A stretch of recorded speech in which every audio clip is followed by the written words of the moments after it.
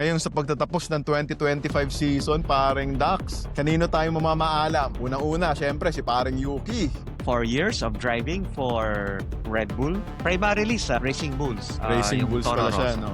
That's where he started. Mamamaalap tayo kay Yuki Tsunoda sa grid for the next year, 2026.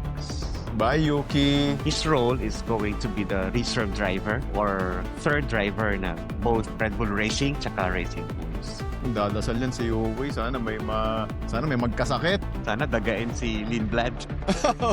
Ang Red Bull pa naman, di ba? Sabi mo dati, paring Dax, known yan. Medyo maigsi ang pasensya niyan sa mga palpak na driver, di ba? Sina Nick De Vries, sina Gasly before. Albon.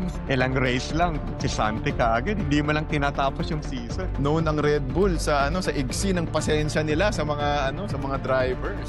But for Yuki's fans, he's still gonna be there. Makikita nyo pa rin sa camera during F1 coverage. Pero syempre, wala na siya sa mga main events like qualifying or race. Okay, well, hopefully, makabalik si Yuki sa F1 grid. Hindi pa naman huli ang lahat. Mamamaalam din tayo sa DRS. So for 2026 season, Bye, DRS! hindi nyo na makikita yung DRS yung pag-open ng rear wing ng mga Formula 1 cars. Nakakamiss din yun na especially kasi marami ding mga great overtakes ang nakita natin because of DRS. Sabi nga nila, ang ibig sabihin daw talaga ng DRS is Daniel Ricciardo supremacy. Correct. And then, pangatlo, mamamaalam tayo sa mga ground effect cars. Yung mga floor ng mga Formula 1 cars next season, wala na siya yung mga grooves. Mas na siya, mas flat. Oh, okay.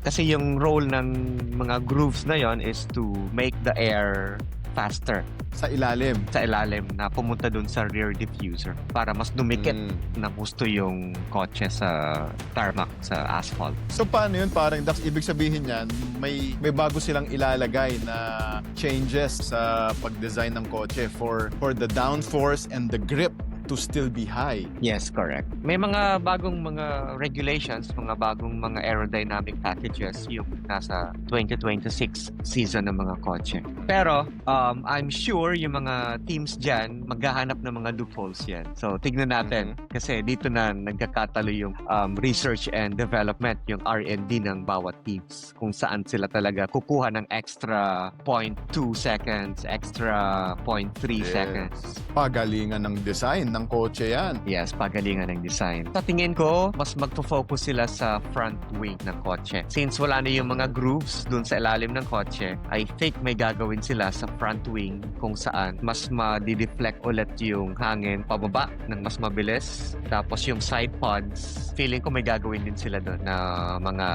changes. Ang F1 at FIA, they want to ensure, number one, syempre, ang safety, at number two, syempre, yung mga corners, yung cornering ng kotse, gusto nila mabilis pa rin para masarap panoorin ang F1. Oo naman, kasi hindi naman maganda yung makita na for the next season, mas mabagal yung mga lap times ng mga kotse, di ba? Parang Oo.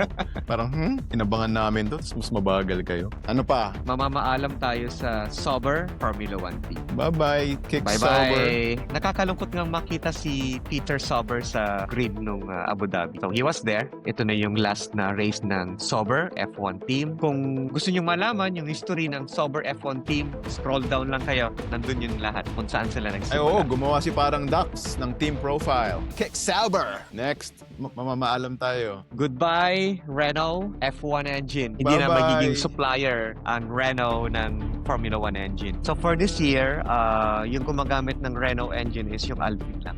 So sino na lang ang mga natitirang supplier ng F1 engines sa 2026? Parang Dax. So yung mga suppliers natin, Mercedes-Benz, yung rumor na sila yung I think may pinakamalakas na engines for next year. So yung mga teams na susupply nila, of course, Mercedes, pangalawa yung McLaren, and then Williams.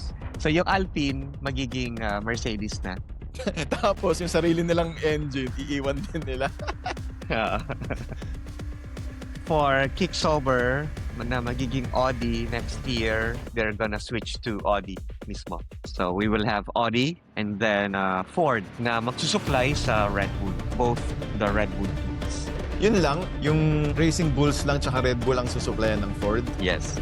And of course, Ferrari na magsusupply sa Ferrari F1 team sa Cadillac. And then Haas. Oh, Haas, di ba? Ferrari din sila.